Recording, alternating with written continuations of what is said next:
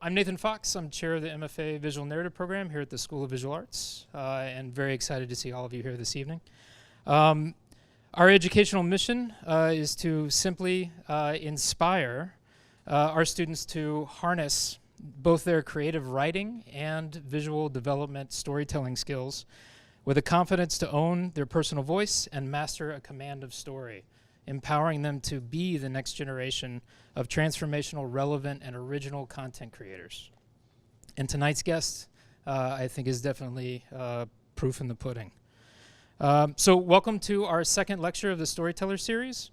I'm especially proud to introduce one of our first students and alumni from the graduating class of 2015, Feifei Ruan. Feifei is a Chinese illustrator and visual storyteller based here in Brooklyn, New York. Her works can be seen on book covers, magazines, websites, packaging, apparels, and murals. All of you local here may have seen her work on one of the subways in the MTA. Her style ranges from Eastern classic to science fiction and fantasy. Her clients include Apple, Mercedes-Benz, Burberry, Philips, BBC, the New York Times, Penguin Books, HarperCollins, the World Wildlife Fund, and the United Nations. Feifei's work has been recognized by an array of illustration and graphic design publications and communities, including the Society of Illustrators, AOI, American Illustration, Spectrum, 3x3, Communication Arts, and more.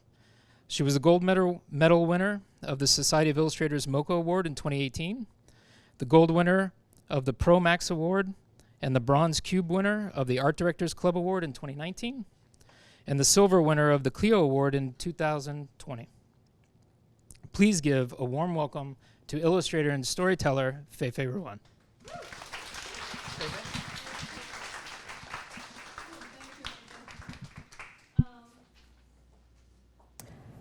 Hi, everybody. Thanks for coming here today. It's my first in-person lecture since pandemic, so it's a very special day for me. So hello. Well, before I get started, I want to get some spotlights to my brand new sneakers. They're special edition, very rare. It's a collection I did with Kappa early this year. And it's the first time I'm wearing it because it's too special, so I only wear it for today. And it's actually comfy to walk around. So yeah, so I just want to give you some spotlight. It's great to step on my own work. So yeah, let's get started. My name is Feifei Ruan. And a little bit about me, I'm from China, Shenzhen, a city near Hong Kong, and I was a graphic designer before I came here. So I came to the US in 2013 and joined the program. And I was the first year in this program. I didn't know what to expect at that time. I just simply liked the faculty's works, and I think they're awesome. So I applied and think whatever they teach, I would just learn it.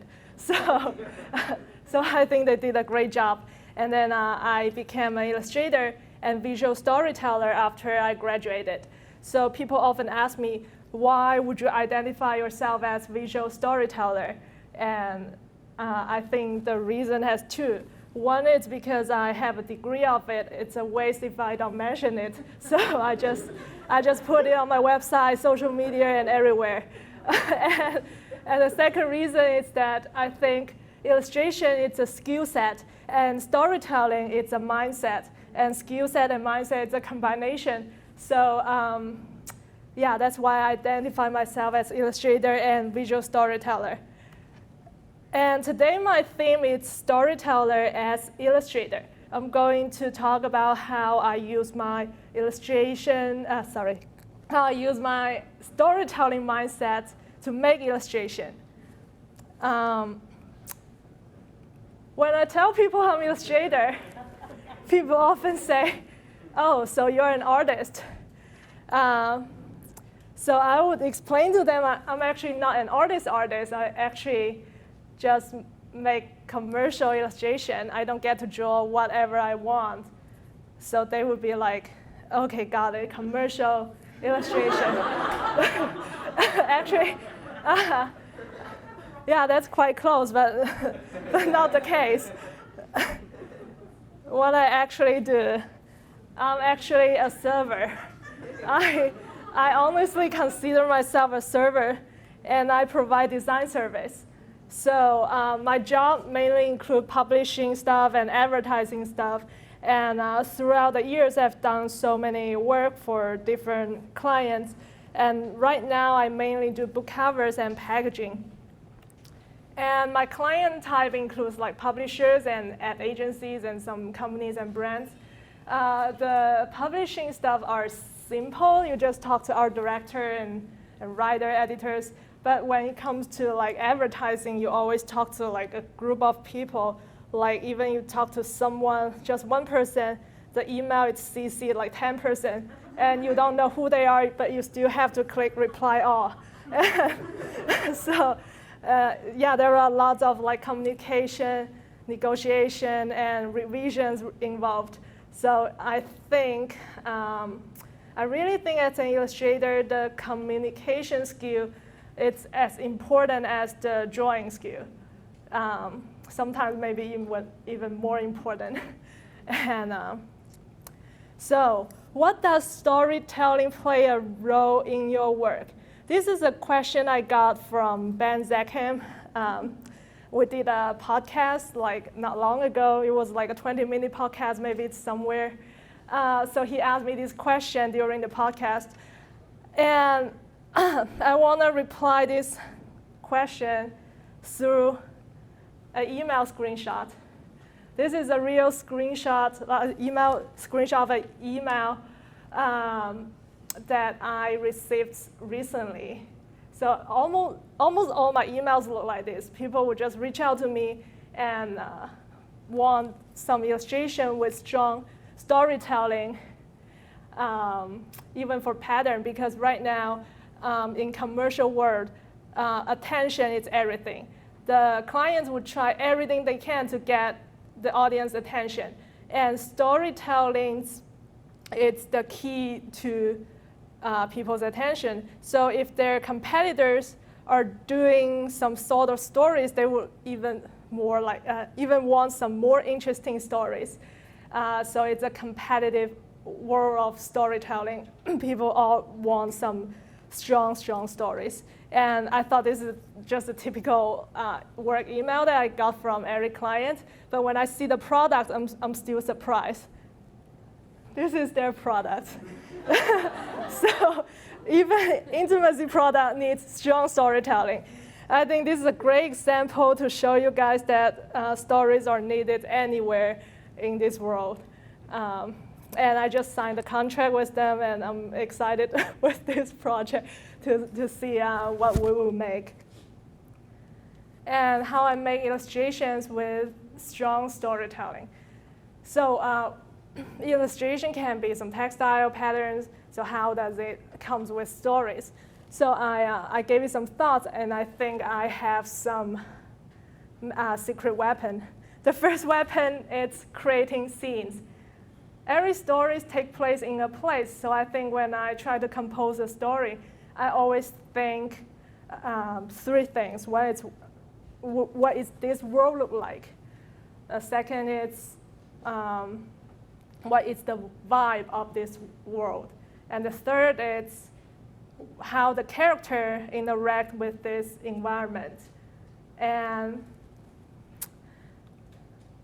here's an example.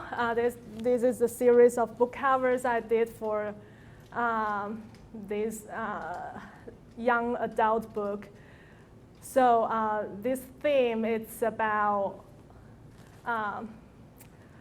LGBT, like queer stories. So I tried to make the visually full of like the romance and have more like rainbow colors in it, but not like totally rainbow. And also try to have some purple tones. so people can feel the romance in the air even without knowing the stories. And, and we keep the characters very tiny because it's really not something that everyone are accepting these days. So we want to show that these characters are actually hiding their relationships in the normal world. And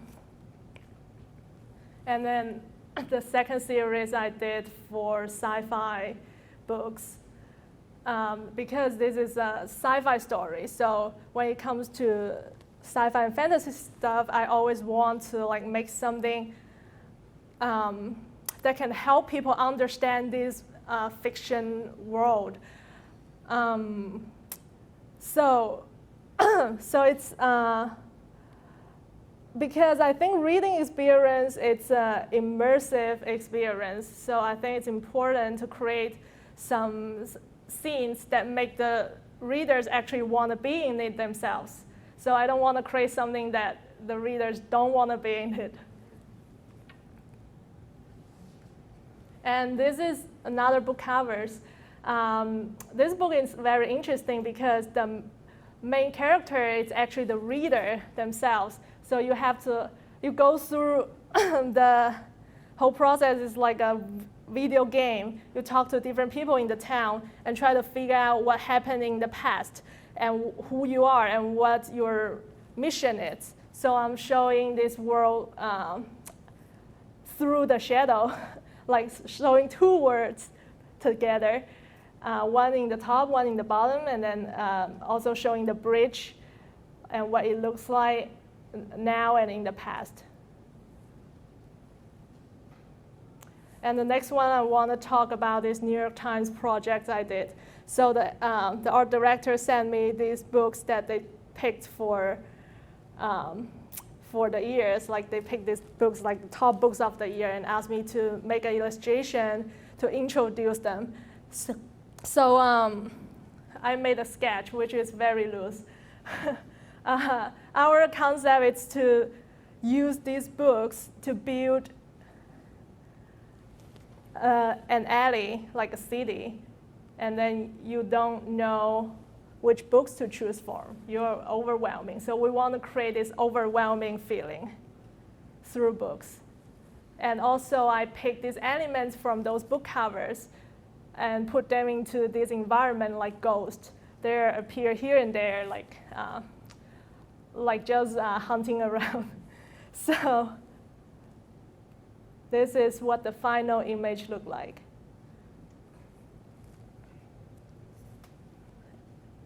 And this is how it comes out.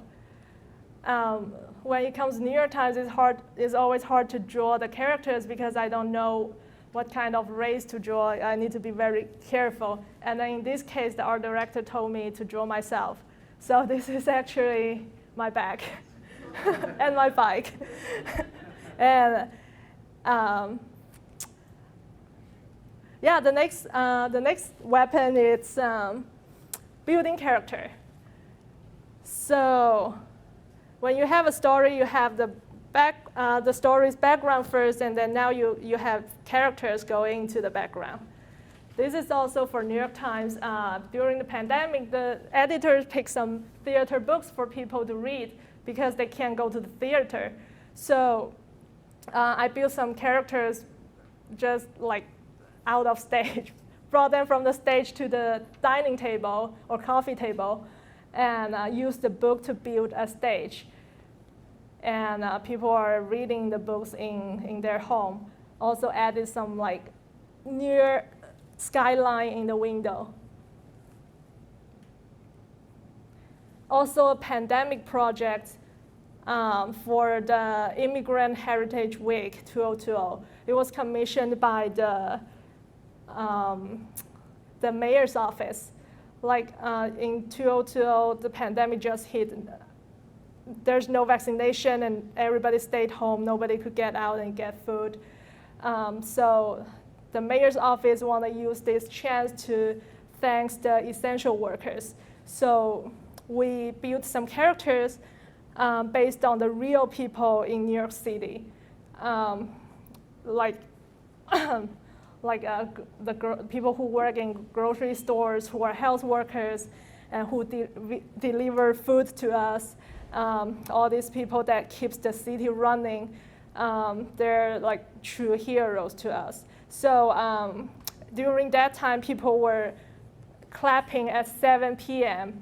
in their own apartments to express their thankful to the to express their gratitude to the health workers and essential workers. So I found a way to visualize that into a heart shape through the windows. Actually, this is a very straightforward concept. It probably wouldn't work in other commercial works, but because this is a public work and straightforward is good.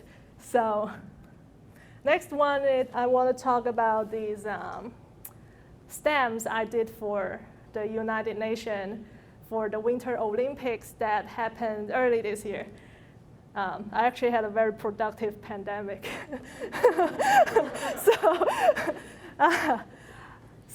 because stamps are very small, it's hard to really draw so many characters in these small panels. So I try to see these two panels as like comic panels. If there are comic panels, what would I do? Then I thought about sequential arts and also some spread image. So that's how I came up with this idea. I can show the characters and also some sport objects together in these two panels. I actually had some fun like playing with them, like do the combination and layouts. And if you separate them, each panel is one little stamp. So when we actually had a very rushed time to finish these projects. When I finally finished them, and then the UN people told me they think these are lack of Chinese elements because the Winter Olympics takes place in China. So, but we really had no time to change anything because the Olympics is happening and we can't tell them to postpone or something. So, so I had an idea because we haven't designed the sheets, the total sheets yet.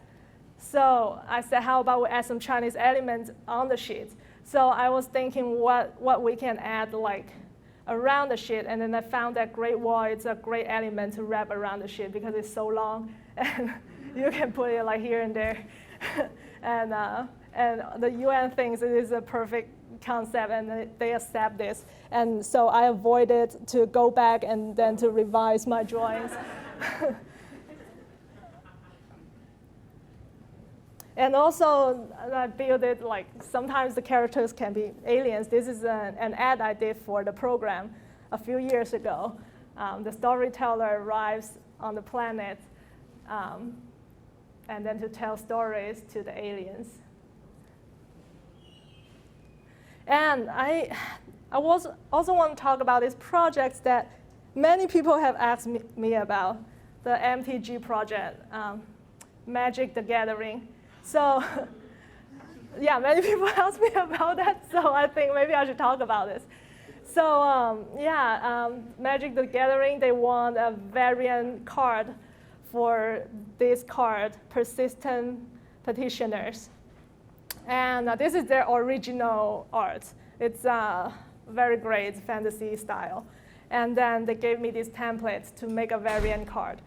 And their request is nothing like what they do, which is fantasy style. They want something in my own style, something different from their own styles. So, and they also told me I can draw whatever I want. It can be any creatures. So I took the chance and unleashed my imagination so to see what to draw. And the first thing I thought about was my cat. Because cat is like a toddler, like they can be very annoying and then always like crave for food and playtime and attention. So my first sketch, it's whining cats. And then I thought about my cat's best friends.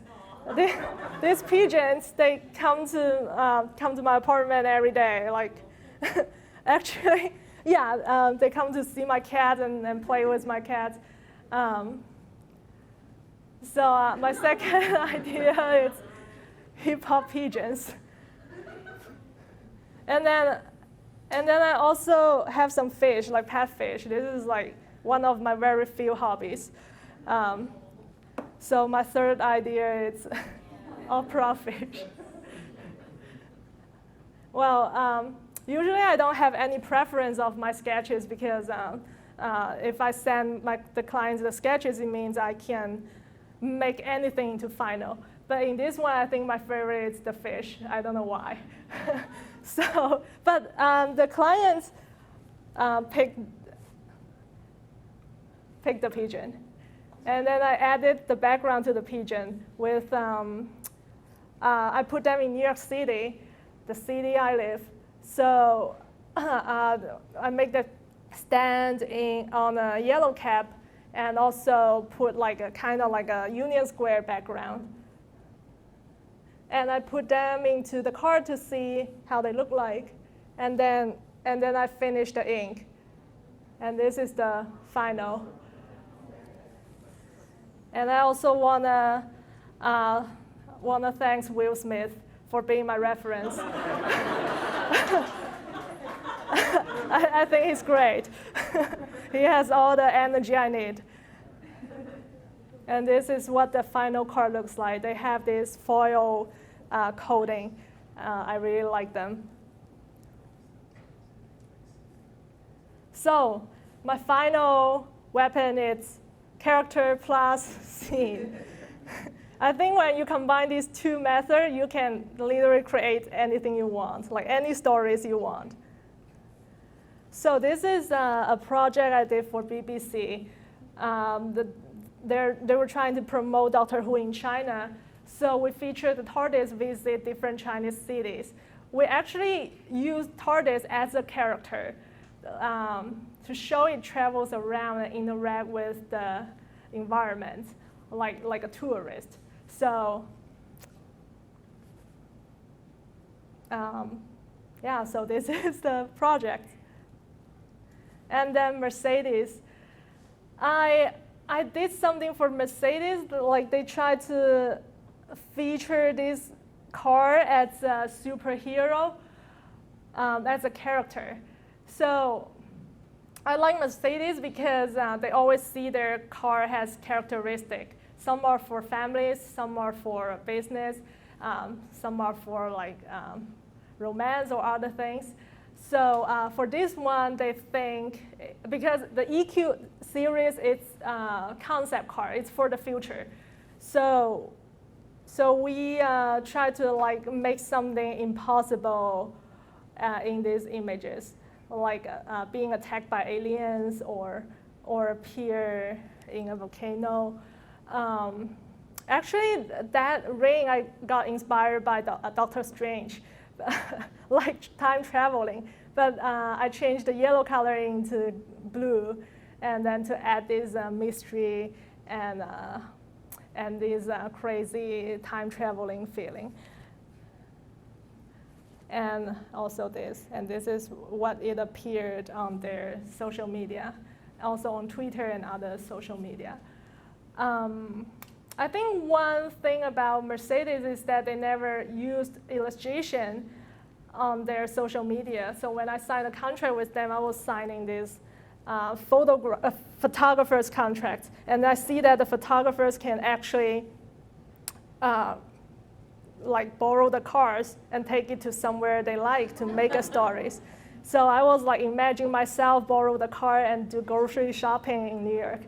So that's how this idea came out. And the next project, it's something I did for Apple, also during pandemic. So because it was 2021, everyone had a hard time in 2020 2020. So Apple wanted to show that people had a hard year, and people are using technology to go through this hard time. So in this Lunar New Year campaign, we built a virtual world to show that people are enjoying their own life in this virtual world. Something like drawing, reading ebooks, doing yoga, playing games, doing like FaceTime.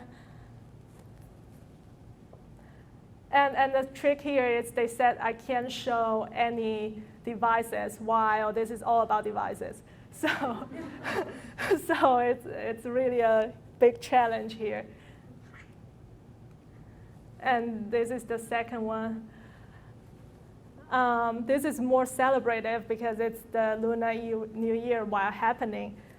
This is me getting all the likes from social media and yeah, you just need that in your life to feel good, right? So, and this is the one device that was showing in the drawing. I told them I can't do a selfie without showing a phone. How can you do that? And they were like, okay, you can have one iPhone in the image. So, and there are other visual content for other platforms, like they have the music and the movies.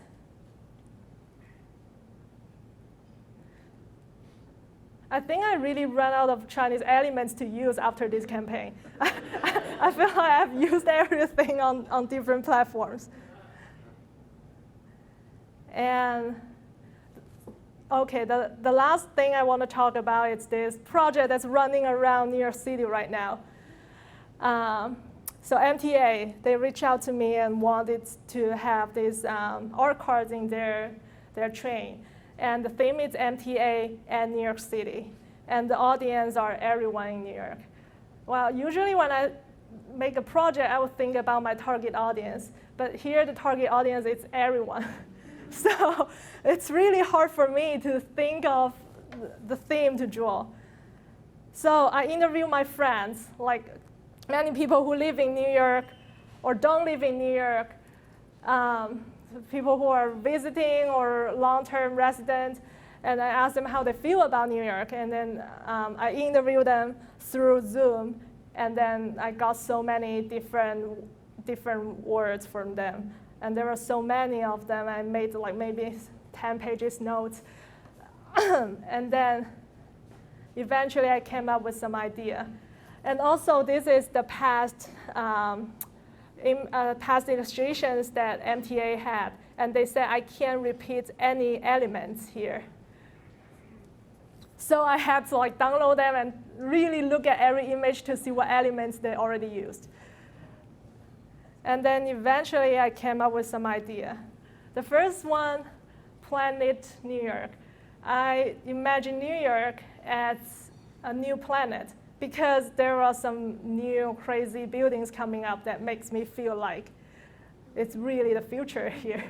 So I had this idea of this Planet New York and have the Statue of Liberty as stars in the background. And then the second idea I have is Alien Station, because we celebrate like the cultural, the variety of culture here. So I want to show this through like a fun image. And then the third idea I have is time tunnel, I want to use these tunnel to break into different panels, just like comic, so I can show different part of New York, like from the bridge to someone's rooftop, and then to the beach, and then use some some seagulls to connect them together. And then well, usually I only have like 4 sketches, but I don't know why. For this one, I just have more ideas. And then the fourth one is City Spirits, to show the platforms and then people are actually seeing a magical world in the darkness. So the train arrives from the magical world. And then because of this additional sketch, they picked the additional sketch. So this is actually the hardest idea to draw, because I'm a spiritual person, but not that spiritual. So I interviewed my friend, Craig, who was my classmate in the program. He's very spiritual, and then we talked for like 2 hours on Zoom. And then we try to figure out what kind of elements to use in the background. And then also MTA said we can't have rabbits, owl, all those, and unicorn, because they have this element in the past. So there's really not much animals I could use, because people love drawing animals. And then we eventually, after some research, we decided to do some spiritual animals, not real animals, some fake animals. And also MTA says we can't have balloons, because it's not allowed in the subway. So yeah, there are a lot of things are not allowed. Like I can't have like dog walking around, because it's not allowed. So, and also no musician there, because it might look like some illegal things. So this is the elements I used. The dragon actually come from the Central Park castle. And also those animals come from near gargoyles, some historic buildings.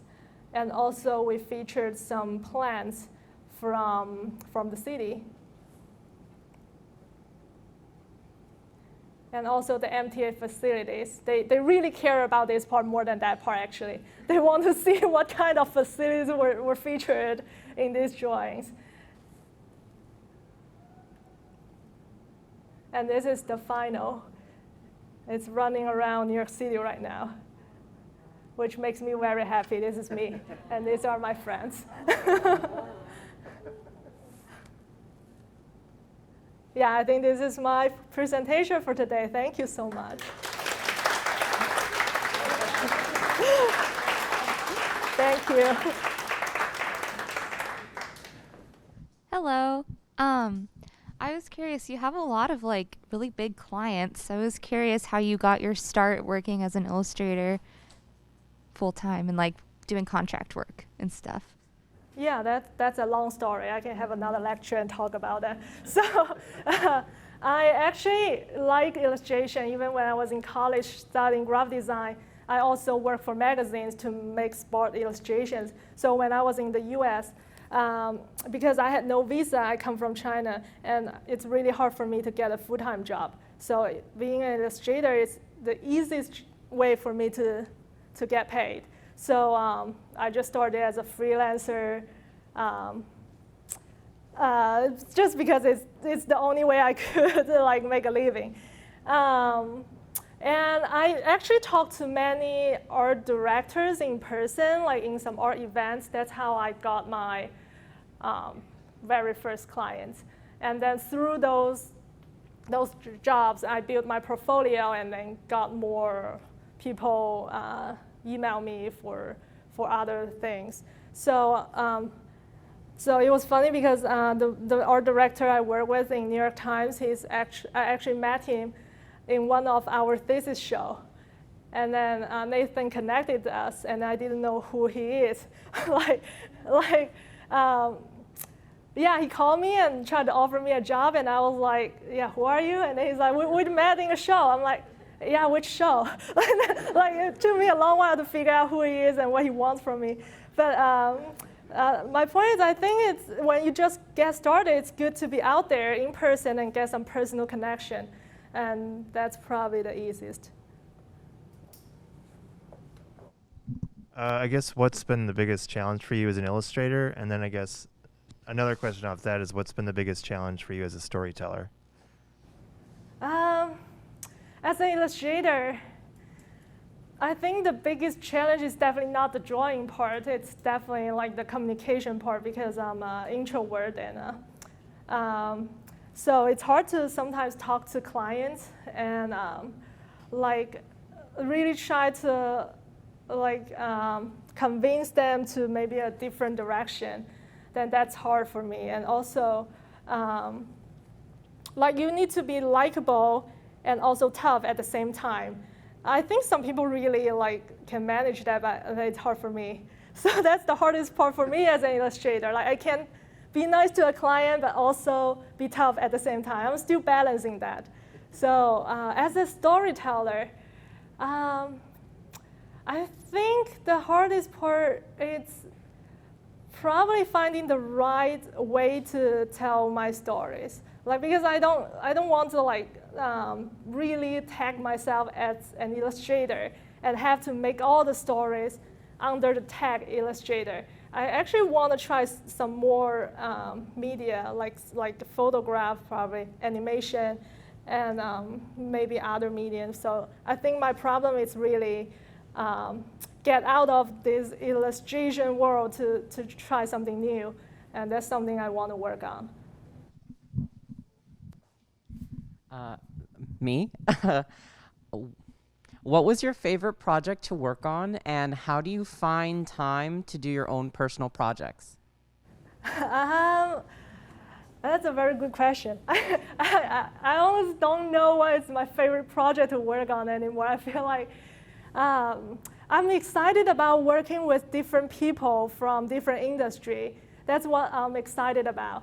So when I'm drawing, I'm always like sitting by my computer. That's the same thing to me. But when I work with like different people from different companies, I get to see how people work and how different they are. So that's what motivates me to wake up every day to get to my desk, which is to talk to different people and work with different people, not doing the same work every day. And sorry, what's the second part of the question? How do you find time to do your own projects? I was trying to avoid that question. That's why. So it's hard. It's very hard.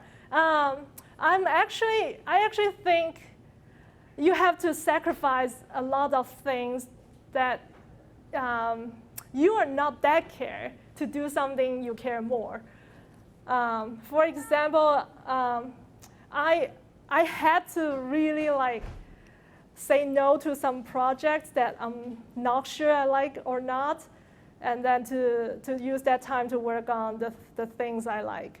So it's actually a gamble, I think, because you don't know like once you work on it, it's worth it or not. But I think it's great to have like some personal space to work on something you actually enjoy yourself. For example, sometimes I would work on my iPad and not showing the work to anyone because I think like free doodle can actually help me get more creative. So maybe just use some bed time, like when people like scroll social media in bed, maybe you can make some doodles in bed, something like that. As a creative illustrator and storyteller, I think you need lots of imagination.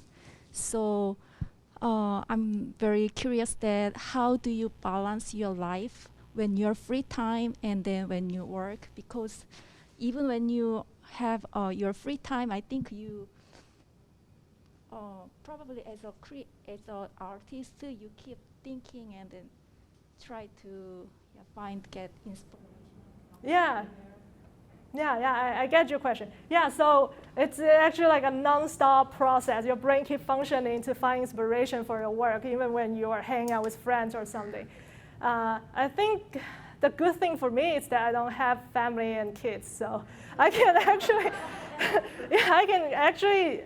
do whatever I want, and then have lots of time for myself to find inspiration. Like even I watch movies with friends, those are a great inspiration for me. And also, I really enjoy that time. So yeah, so I think being single is great.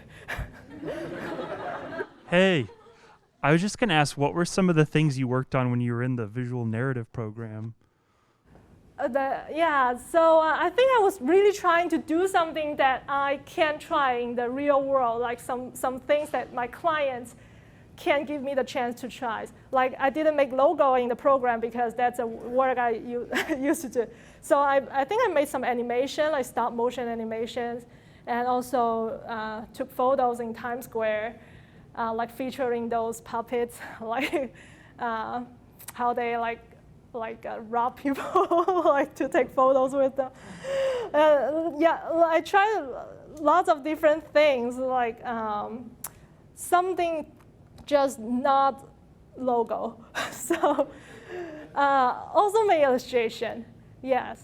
I think the key to go to school, the point to go to school is to try something fun, to explore as many things as you can. Because in the real world, the client wouldn't pay you to get whatever you want. So really use this opportunity to explore things. So you have such a beautiful, vivid art style. I was wondering how you came to develop your style and what you did to get to this point. I think everyone has their preference on something. Like my preference is using lines. Even when I was a kid, I was really enjoying making lines on all my drawings. So, and also color palettes, everyone has their preference. I think those are the foundation of your personal style, something you like and something you feel right about. Like if you change, let's say this color palette, if you change to a certain blue, maybe I wouldn't like it. So this made my personal style. And also, when I was in the program, I remember there was an assignment, which is to make like 3 drawings. That was just me. I chose to make 3 drawings, and then I didn't have much time. But those drawings would be published in a real magazine. Our program just made a magazine together. And then I think I spent like a few nights making a series of illustrations really fast with no time to think. So I think when you really push yourself to the limits and not giving it time to think and see what you got, that's your personal style. I think those styles are actually very similar to what I'm making right now. Just rough, but yeah, just not think too much and see what you get. You kind of went into it with that last question, but when you are going through the exploration, like creating multiple options before the final, is that because you're overflowing with ideas, or is that because the client is expecting multiple options? Yeah, actually, it's both. Sometimes when I have more ideas, for example, if I have 5 ideas for a cover, I would just send all of them to the clients. And sometimes the client just never satisfied with the ideas I give them, so I would keep exploring more. For example, the Apple project, I think in total I probably gave them like 20 sketches. Like I kept coming up ideas. I think it's great. Like I had this idea about having a virtual amusement park, like virtual Apple amusement park, but they hate that idea. So I just had to like keep coming up ideas, and eventually we did a lot. Oh, I guess that's. I don't really need this microphone. Congratulations, your work is amazing. Mine's more of a technical question. I really just want to know. I have lots of things to ask, but what programs do you work in actually? Like in terms of like actually creating your art, like do you work on paper? Do you work on like Procreate? You know? I usually, most of the time, I work on Photoshop, from sketches to finish, just all Photoshop, because it's really hard to make changes when you make hand drawing and then scan it, because client always need changes. For the client who don't need changes, I can count with my one hand. So definitely, all client need changes, so definitely digital is the best way to go. And I also use AI for many projects that needs like a grayscale, like a mural or a big poster. And sometimes make texture on paper. Like I use ink and brush very often, like just to make like bunch of textures on the paper, put them on my dining table, and then pick the ones I like and scan them. I have a scanner. So yeah, when you combine them in Photoshop with your digital work, you can create some amazing, just some amazing look. I think it's a test. It's not like when I draw them, I know what it will look like. I think it's some tests you need to make and just embrace those dynamic possibility. I'm so close. Oh, okay. Yeah. So what is the turnaround time you typically get from a client? Like from how much time do they give you to come up with the ideas, and then how much time do you get to produce? I think it depends on the project. The UN, the United Nations told me I would have 2 months to finish those stamps, but eventually I got 2 weeks because there were too many meetings between them and the Olympics people. So eventually I only got 2 weeks to finish. New York Times maybe a few days. And then my friends told me I'm lucky because they only got a few hours. So it really depends on which section you work on and which client you work on. For me, I really can't finish something in a few hours. That's just too crazy for me. So I think I think if you know your style, you know which kind of client you can work with and what to expect. Yeah.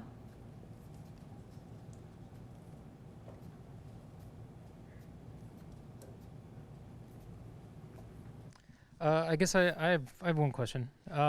So in terms of your representation, right? Like you work with an agent. Just curious, like, how has that benefited you? What opportunities has it provided, and what is that relationship like? Yeah. So when I got a rep, I think it was because everybody had a rep. So I think I've heard so many stories even before I got a rep. And I think it's time for me to try out and experience it myself. I think for me, it had been working well because I think some young artists think rap would give you jobs. Actually, that's not the case. Actually, rap only rap people who already had their own clients. So their job is to help you on the negotiation part. Like I said, it's hard for me to be a likable person and also a tough person at the same time. So my rep actually took that part of tough job for me. Like when I need a tough person, I would tell my rep, hey, this is not going well. Like something happened. Could you like negotiate with them? Like the timeline, like they're pushing me. I need more time. Or there are more revisions. I need more fee. Like I don't want to be that tough guy, so I would tell my rep to do that job. So that's how I like it. And also when some clients don't pay, my rep can just go for them. So yeah, it's more for business part. My rep doesn't involved in my creative part. I don't need to CC my rep in my emails. They would pops up when I have problems, but in other time they just do their own things. So.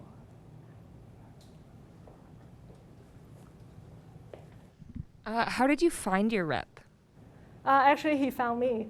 So yeah, I think there was a project at that time that some clients need a Chinese-born Chinese illustrator, but it's in the U.S. So it was really hard for my rep to find an artist like that. And then someone recommended me to my rep, and then that's how he found me. It's because he got that project that needed an artist to work on that. And then after that, actually that project didn't happen, but after that, we just started working together.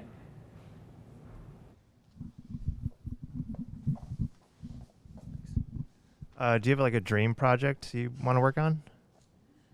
I think I had, but now But now my dream project is just my personal project, I think. I feel like everything commercial, everything commercial, the dream is on the client side. Like they have their dreams, they have their vision, they want to sell the product. And I think my dream project would be maybe one day to say something that I want to tell the world. I don't know what that is yet. So, but yeah, I have hope. One day, maybe I will create something that I want to tell the world.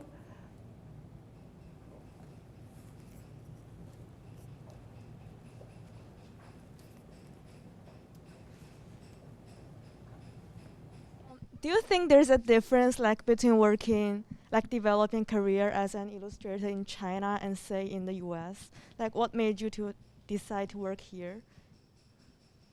Sorry, what's your last part of question? What made you to decide like to, like say work here instead of like China? I think in China, I have so many like great illustrator friends in China, and they're doing amazing jobs also. With big clients, and they seem happy as well. So I actually haven't, because after I graduated, I started my illustrator career here in the US. I don't have a comparison in China, but I have many Chinese clients. I think the world is really global now. It doesn't matter where you are. I can be in Berlin or somewhere and get the same clients. Also, my Chinese illustrator friends, they are also working with the US clients. So the difference is very small, I think. Yeah, because the world is really global now. Maybe one or two last questions?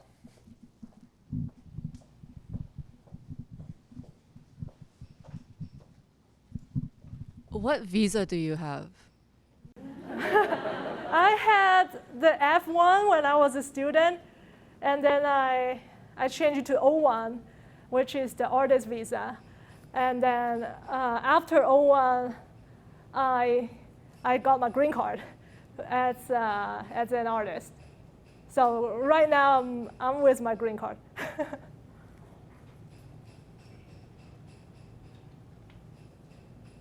Awesome. Any last questions? One more? All right, Morgan.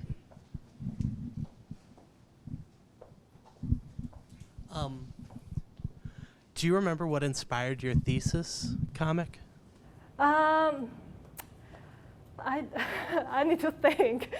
So my thesis project was sashimi, and it was about like a kid in a fish town, and then about some nightmares. I don't remember the story very well now. I think I just wanted to make a picture book, and I was challenging myself to build some vibes, some like mystery, scary vibes through the story. That's what inspired me to make that comic. I think it's about vibe. And then also, once I graduated, I realized in the real world, no client will hire you for something scary and horror. So I'm glad I did that in school.